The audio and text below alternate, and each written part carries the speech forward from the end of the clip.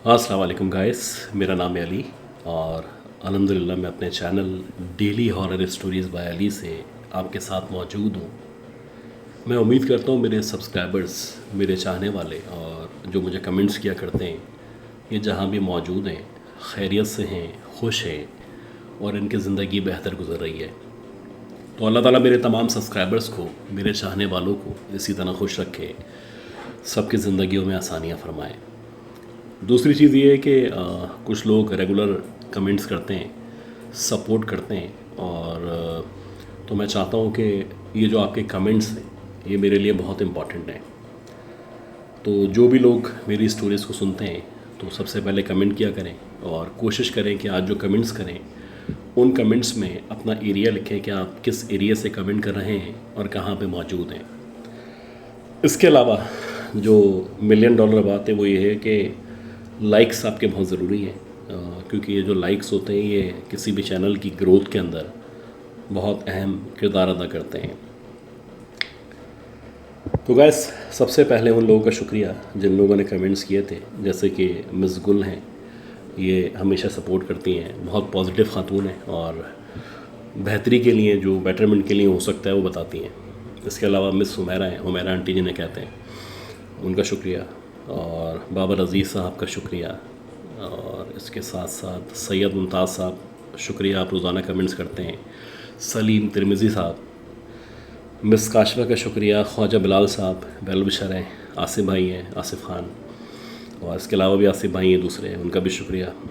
असद अहमद साहब हैं, मिस तस्लीम कौसर हैं और स्ट्रॉन्ग सनी हैं, सनी भाई को सब जानते हैं माशाल्लाह। यासिर साहब हैं, मिस नबीला ज़िशान हैं, ज़ुबैर अली साहब हैं और इसके अलावा और भी बहुत सारे लिसनर्स हैं। वैलेंटाइन डिसूज़ा हैं, सुमित्रा साहब हैं और ज़रिश शहज़ाद साहिबा हैं।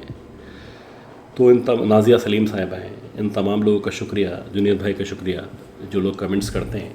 तो गाइस, आज की ये जो स्टोरीज़ हैं तो मैं चाहता हूँ कि आप प्लीज़ सबसे पहले तो आप लोग बता दें कि किस एरिया से आप लोग कहाँ से, पाकिस्तान में, इंडिया में, बांग्लादेश में, जहाँ भी मौजूद हैं। इवन के कुछ लोग यूरोप या न्यूयॉर्क से भी सुनते हैं, बहुत शुक्रिया आपका। आप जहाँ भी मौजूद हैं, जिस एरिया में भी हैं, तो उस एरिया के बारे में लिखें कि आप कहाँ से मुखातिब हैं और कहाँ से कमेंट्स कर रहे हैं। अच्छा, बाकी आज की जो स्टोरी है बड़ी डिफरेंट, बड़ी अमेजिंग स्टोरी है और ये बताएं कि गुलशन मेमार से कौन है ख़ास तौर पे। ये स्टोरी गुलशन मेमार या स्कीम 33 की स्टोरी है और हमारे एक लिसनर हैं, ये उनको किसी ने स्टोरी सुनाई थी। बेसिकली ये स्टोरी शम्स तबरेज़ साहब की स्टोरी है और ये जो शम्स साहब हैं ये बताते हैं कि मैं गुज़िश्ता 40 से 45 सालों से ये जो चौकीदारी का शोबा है, जिसे वॉचमैन कहा जाता है, ये वॉचमैन के तौर पे काम करते हैं। और इस दौरानिए में इन्होंने न सिर्फ कराची में बल्कि नूरियाबाद के अंदर, हैदराबाद में, इवन के रोड़ी सक्कर के अंदर भी ये जो वॉचमैन की सर्विस है ये परफॉर्म की है। खैर, ये जो किस्सा, ये कहानी ये शेयर करना चाहते हैं, ये उस दौर की कहानी है जब ये बताते हैं मैं महज, आप समझ लें, टीन एज के अंदर था और 1997 98 चल रहा था। और उस दौर की अगर आप बात करें तो गुलशन मेमार, जो कि आज भी रात में सुनसान वीरान हुआ करता है, तो अगर आप उस दौर की बात करें तो गुलशन मेमार बहुत ज़्यादा वीरान था। और उस दौर में मैं एक सोसाइटी में या सोसाइटी के गार्ड के तौर पे काम किया करता था। अब ये जो दिन का टाइम था, मैं अकेला मौजूद था, दिन में भी वहीं रहता था, रात में भी वहीं होता था। दिन के टाइम में होता था मैं अक्सर सोता था या फिर चेयर डाल के गेट के साथ बैठ जाया करता था। लेकिन ये जो रात का टाइम था ये बड़ा मुश्किल टाइम था और इसमें जो ड्यूटी थी बड़ी हार्ड ड्यूटी थी। वजह ये थी कि उस दौर में 97 98 में गुलशन मेमार में, स्कीम 33 में, इस हाईवे वाले सारे एरिए में बहुत ज़्यादा सन्नाटा था, चोरी डकैती बेतहाशा थी। और इसके अलावा अक्सर ऐसा होता था कि बहुत इस तरह के वाक़यात पेश आते थे कि गार्ड की ज़रूरत होती थी। तो मुझे जो हमारी जो सोसाइटी थी उसमें 40% लोग रहा करते थे, 60% वो भी खाली थी। और यहाँ पे 120-240 गज के घर मौजूद थे। छोटा सा कमर्शियल एरिया था। अगर आप उस दौर की बात करें तो महज एक दुकान सोसाइटी के अंदर मौजूद थी, एक बड़ा मार्ट था जो आज भी मौजूद है। तो रात का जो टाइम था उसमें ऐसा होता था कि मुझे ना सिर्फ बाहर निकलना होता था, क्योंकि ये एक बाउंड्री वॉल सोसाइटी थी। ये जो वॉल थी ये ज़्यादा बड़ी नहीं थी, महज 5 फीट की एक दीवार थी और इसके ज़रिए सोसाइटी को महफूज करने की कोशिश की गई थी। तो बात यह है कि ये जो रात का टाइम था, यानी ख़ास तौर पे 12 बजे से सुबह के 5-6 बजे का टाइम था, मेरे पास एक साइकिल मौजूद होती और मेरे पास एक टॉर्च मौजूद होता, एक लाठी होती और कभी कभार मेरे पास बंदूक भी हुआ करती। बेसिकली बंदूक मेरी नहीं थी, उसी सोसाइटी में एक साहब रहते थे जिनकी लाइसेंस याफ्ता बंदूक थी और वो कहते थे कि महज रात में ख़तरे के हिसाब से तुम अपने पास रख लिया करो कि अल्लाह ना करे ज़रूरत पड़े।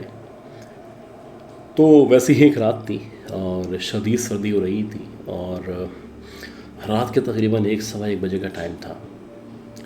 मैं अपनी सोसाइटी के बाहर मैंने साइकिल को खड़ा कर रखा था, चेयर के ऊपर मैं बैठा हुआ था और मेरे सामने छोटी सी एक जगह थी जहाँ पे मैंने आग लगाई हुई थी, यानी लकड़ियाँ जलाई हुई थी। अब बैठे बैठे मैंने सोचा कि क्यों ना एक चक्कर लगाया जाए। अब सोसाइटी का ये जो बाउंड्री वॉल थी ये बड़ी लंबी थी, यानी अगर आप पूरा एक एरिया कवर करना चाहें तो यू कैन से कि 2 किलोमीटर के दरमियान था ये हिस्सा, उससे बड़ा ही होगा बल्कि। स्क्वायर यार्ड की उसकी बात कर रहा हूँ मैं। तो बहरहाल मैं साइकिल के ऊपर बैठा और मैंने इस बाउंड्री वॉल के साथ साथ एक हाथ में टॉर्च लेके आगे बढ़ना शुरू किया। अब मेरा ध्यान ये था कि सोसाइटी की दीवार के ज़रिए कोई अंदर ना आ जाए, कोई शोर मौजूद ना हो, या दूर से ही लाइट देख के या चौकीदार को देख के कोई चोर होगा भी तो वहाँ से चला जाएगा या गायब हो जाएगा।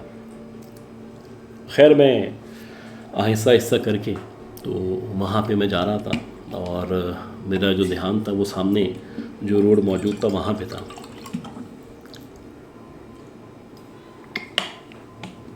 अच्छा, बात इस तरह से है कि जब मैं उस तरफ जा रहा था तो मेरी जो मोबाइल की टॉर्च थी, जो टॉर्च की जो रोशनी थी वो सामने एक तरफ पड़ी, सीधे हाथ की तरफ, यानी लेफ़्ट साइड पे बाउंड्री वॉल थी, सीधे हाथ पे जो हिस्सा था वो मुकम्मल तौर पे खाली था।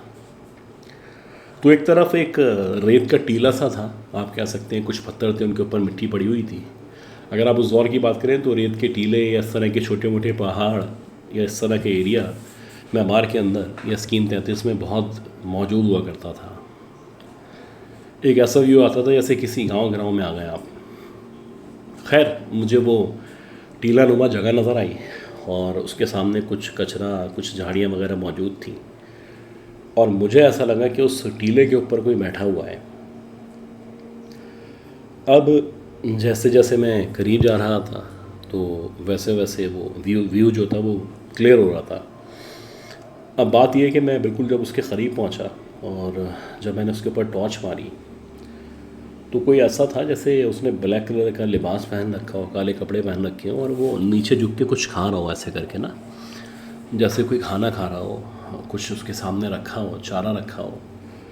पीछे से देखने पे ह्यूमन बॉडी लग रही थी, यानी पीठ मौजूद थी, कपड़े थे, शलवार कमीज़ पहने हुए थे उसने, लेकिन कुछ अजीब तरीके का पतला दुबला सा इंसान था और उसने अपने सर को इस कदर झुकाया हुआ था कि बावजूद इसके कि मैंने उसके ऊपर या उस जगह रोशनी मारी थी, उसने कोई रिस्पॉन्स नहीं किया। अब जब उसने रिस्पॉन्स नहीं किया तो मैं बड़ा हैरान हुआ कि यार ये इतनी रात में यहाँ पे क्या कर रहा है और ऐसी क्या चीज़ है जो उसके सामने मौजूद है, क्या खा रहा है या कुछ कर रहा है, जो भी है। कहीं ऐसा तो नहीं कोई चरसी वगैरह मौजूद हो जो चरस पी रहा हो, जो जहन में आती हैं बातें। खैर जब मैंने स्पेसिफिकली और आगे जाके जब टॉर्च उसके मुंह की तरफ मारी तो उसने पलट के ऐसे मेरी तरफ देखा। अब आप यकीन करें कि जब उस वजूद ने पलट के ऐसे करके मेरी तरफ देखा तो उसका जो चेहरा था ऐसा लगा जैसे उस चेहरे पे बहुत ज़्यादा स्याह रंग कर दिया गया हो, इंतहाई काला कलर था। हालांकि टॉर्च की रोशनी उसके मुंह के ऊपर थी, लेकिन उसकी जो आँखें थीं वो लाल शोलों ये अंगारों की तरह दहकती हुई चमकती हुई महसूस हो रही थी। एक अजीब सी लाल सी रोशनी थी जो उसकी आंखों से निकल रही थी, और मैं बस सोच रहा था मैं क्या देख रहा हूँ। और वो ऐसे ऐसे करके ना, उसके हाथ बहुत पतले से हाथ थे, बड़े बड़े नाखून, तो ऐसे ऐसे करके कुछ मुंह में रख रहा था। अब जब वो टॉर्च की रोशनी एग्जैक्टली उस चीज़ पे भी पड़ी जो उसके सामने मौजूद थी, तो बहुत सारी हड्डियाँ थी। वो जानवर की थी, इंसान की थी, किस चीज़ की थी, बहुत सारी सफ़ेद हड्डियाँ उसके सामने पड़ी हुई थी, और वो ऐसे ऐसे करके जल्दी जल्दी खा रहा था। अब मुझे समझ नहीं आया टू बी ऑनेस्ट कि मैं क्या देख रहा हूँ। उसकी आंखें देख के तो मुझे अंदाज़ा हो चुका था कि भाई ये इंसान नहीं है। खैर, पठान आदमी, जानदार आदमी, और टीन एज, एक जज्बा। अब इन्होंने बजाय इसके कि ये मुड़ते, इन्होंने इनके पास जो कोई लाठी वगैरह मौजूद होगी तो उसके ज़रिए ऐसे करके ज़मीन पे मारा कि जैसे तू जो भी है यहाँ से जा, ओए कौन है, इस तरह करके बताते मैंने बोला। जब मैंने इस तरह बोला तो उसने एकदम से ना अपने मुंह को यूँ खोला। अब ये बता दें कि जब उसने अपना मुंह खोला तो उसके जो दांत थे वो इस कदर बड़े दांत थे कि 2 दांत तो बाकायदा ऐसा लग रहा था कि नीचे तक आए हुए, यानी आप कह सकते हैं कि 2 से 3 इंच के दरमियान दांत नज़र आ रहे थे। 2 फ्रंट के जो दांत थे, यानी कुछ एक्स्ट्रा बड़े उसके दांत थे, बहुत लंबी लंबी उंगलियां थी, बेतहाशा लंबे नाखून थे, और उसके ऊपर उसका चेहरा एक बड़ा ही खौफनाक चेहरा था। और जब उसने इस तरह से गुस्से में मेरी तरफ देखा तो टू बी ऑनेस्ट मुझे ऐसा लगा कि अब ये मुझ पर हमला कर देगा। अब वो सारी बहादुरी, सारा अपना जो था टीनेज का जुनून, वो अपनी जगह। ये बता दें कि मैंने साइकिल मोड़ ली। अब साइकिल मोड़ी तो सोसाइटी का गेट तो दूर था, लेकिन अच्छी बात ये थी कि सोसाइटी के गेट के साथ मैंने आग लगाई हुई थी, तो एक इत्मीनान था कि यार ये आग या इस तरह की चीज़ों से जो भी इस तरह की मखलूक़ात हैं वो दूर भागती हैं। खैर, मैंने जल्दी जल्दी पैडल मारे और जैसे तैसे करके मैं उस आग के पास आया। अब जब मैं आग के पास आया या जब तक वहाँ आ रहा था तो मुझे बाकायदा ऐसा महसूस हो रहा था जैसे कोई मुझे फॉलो कर रहा है और बहुत तेज़ तेज़ कदमों के साथ मेरे पीछे कोई भागता चला आ रहा है। अब मैं उस जगह आया जहाँ पे आग जल रही थी, वहाँ आके मैंने साइकिल ऐसे पटकी और जल्दी से आके पीछे की तरफ आ गया। अच्छा, जब मैं आग के पीछे की तरफ आया तो सामने जो मंदिर था वो मेरे सामने था। टॉर्च में ऐसे मार रहा था उस रोड की तरफ, या जो भी सर्विस रोड था, तो उस तरफ मैंने टॉर्च मारी तो कुछ डिस्टेंस पे, कुछ फासले पे वो खड़ा हुआ था। और अब जबकि मैं उसके वजूद को ऊपर से नीचे तक देख पा रहा था तो उसका जो वजूद था, आप कह सकते हैं कि कम से कम 8 साढ़े 8 फिट का वो आदमी था या औरत थी, जो भी मखलूक थी। कुछ अजीब सा जला हुआ, जलसा हुआ उसका चेहरा, बहुत ही पतला, बहुत ही लंबा, लेकिन उसके बेतहाशा लंबे नाखून, लंबी उंगलियां, और उसकी आंखें ऐसा लगा जैसे अंगारे मौजूद हैं। वो वहीं पे खड़ा हुआ गुस्से में मुझे देख रहा था। खैर, ये इत्मीनान मुझे था और मुझे यकीन था कि आँख के पास नहीं आएगा, क्योंकि आँख से ये जो मखलूक़ातें भागती हैं। बहरहाल वो जो आग थी, मैंने उसमें और कुछ लकड़ियाँ डाली, थोड़ा और फ्यूल वगैरह डाला तो वो और भड़क उठी। खैर, अब जब मैंने ये सब किया तो इस दौरानिए में वो वहाँ से गायब हो गया।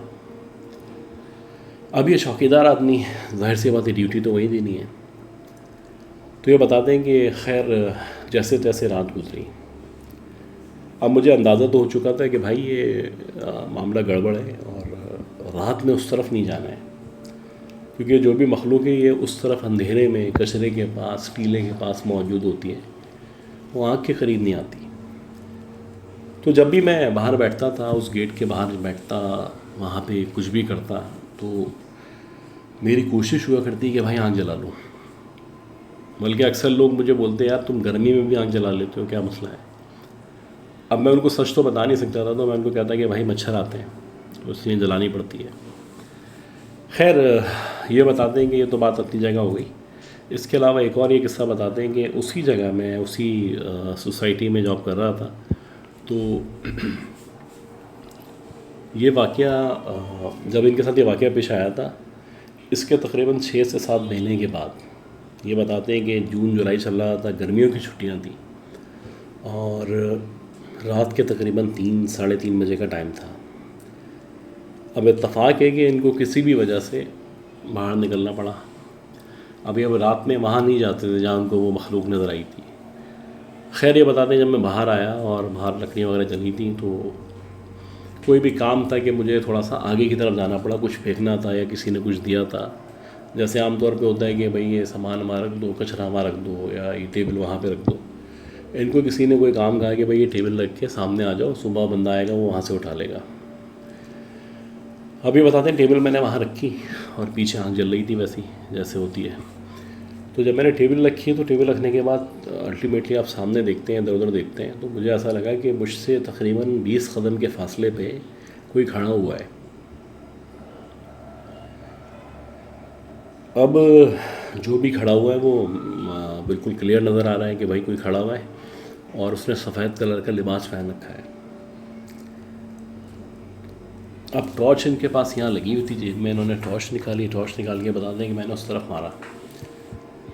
अब जब मैंने टॉर्च निकाली और टॉर्च निकाल के जब मैंने उस तरफ मारा तो बाकायदा मुझे औरत का सा चेहरा नज़र आया कि जैसे कोई औरत है जो वहाँ पे शायद बेयारो मददगार खड़ी हुई है, किसी परेशानी में है, किसी का इंतज़ार कर रही है, बस अल्लाह जानता है कि कुछ चल रहा है। तो मैंने जब उस पर टॉर्च मारी है तो ऊपर से नीचे तक उसको देखा तो उसके जो बाल थे वो बहुत घने, बहुत लंबे बाल थे, जैसे ऐसे गिरे हुए थे, लेकिन बहुत डस्टी बाल थे उसके जो कपड़े थे वाइट कलर के कपड़े थे।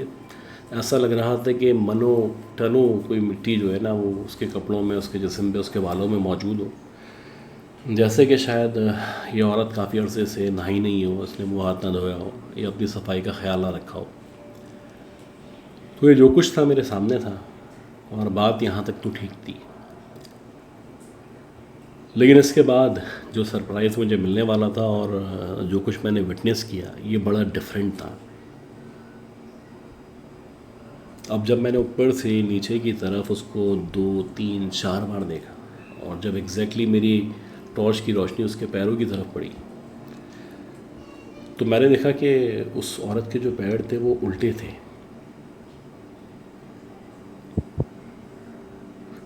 अब दिमाग चकराया, मैंने कहा यार भाई ये क्या देख रहा हूँ मैं। फिर दोबारा देखा, वो वहाँ वहीं खड़ी पे डिस्टेंस पे, और अब ऐसा लगा कि कोई शैतानी सी मुस्कुराहट है जो उसके चेहरे पे मौजूद है। लेकिन फिर वो इत्मीनान था कि यार मैं पीछे आ जाऊँगा, ये सोसाइटी का गेट ये रहा और सामने आग जल रही है। खैर मैं जल्दी से पीछे आया और वहीं आग के पास बैठ गया। अब जब मैं आग के पास बैठ गया और उस पर मैंने टॉर्च मारना चाहा तो वहाँ कुछ भी नहीं था। लेकिन आप ये नहीं कह सकते कि मैंने जो देखा था मेरा वहम था या मेरा ख़्याल था, लेकिन मैंने देखा था और ये एक रियलिटी थी। और ये जो सोसाइटी थी वो उस वक्त भी मौजूद थी, सोसाइटी अब भी मौजूद है। लेकिन अब बात ये है कि उस वक्त इस सोसाइटी की जो बाउंड्री वॉल्स थी वो बड़ी छोटी थी, अब काफ़ी लंबी हैं और उसके ऊपर खानदार तारें लगा दी गई हैं और इसके सराउंडेड जो एरिया था वहाँ भी सोसाइटीज़ मौजूद हैं।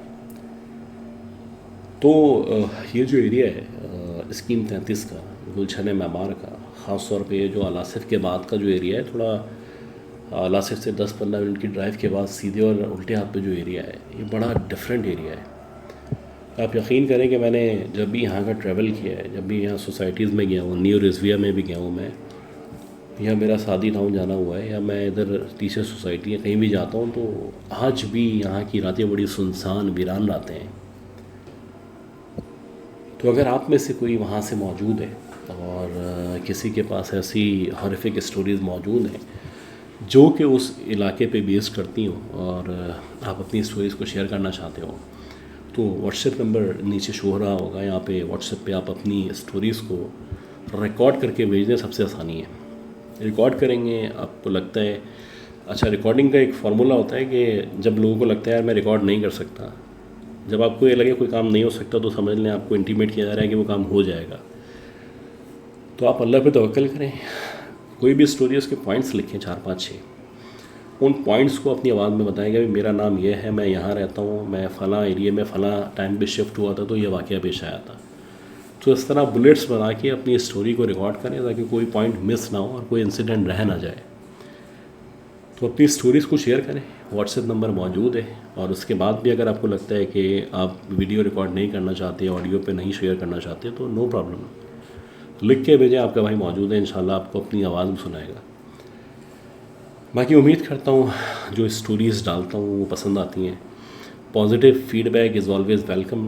और अल्हम्दुलिल्लाह जब से लाइव आ रहा हूँ तो नेगेटिव लोग नहीं हैं, शायद उनकी नेगेटिविटी ख़त्म हो गई है, कोई ऐसा मसला नहीं है। आपके कमेंट्स ऑलवेज़ वेलकम है, लेकिन सीखने के लिए हो, सिखाने के लिए हो, और आपकी स्टोरीज़ का इंतज़ार है। तो दुआ करें अल्लाह ताला मेरे जो भी यूट्यूब फैमिली है, मेरे तमाम सब्सक्राइबर्स को, मेरी अपनी फैमिली को, मेरे चाहने वालों को, मुझे, हम सबको सेहत दे, ज़िंदगी दे और हमारे कामों में आसानियाँ फरमाए। अगली अपलोड तक के लिए अपना ख्याल रखिएगा। अल्लाह हाफ़िज़।